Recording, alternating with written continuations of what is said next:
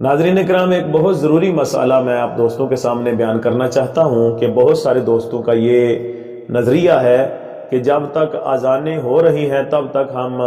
سحری کھا سکتے ہیں، پی سکتے ہیں، یا جو لوگ سگریٹ پیتے ہیں ان کو دیکھا ہے کہ وہ اذان کے وقت جناب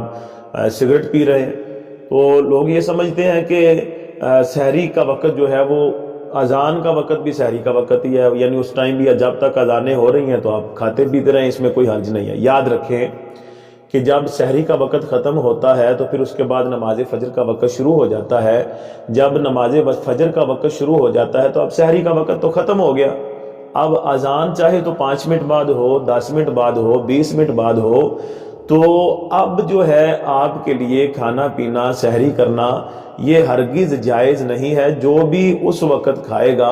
اس کا روزہ پھر ٹوٹ جائے گا، روزہ اس کا فاسد ہو جائے گا۔ تو اس لیے سحری کا وقت جب اذانیں شروع ہو جائیں تو فوراً اذان سے پہلے پہلے آپ جتنی سحری کر سکتے ہیں کر لیں۔ اذان جب شروع ہو گئی ہے تو وہ وقت سحری کا نہیں ہے، اب وقت سحری کا ختم ہو چکا ہے۔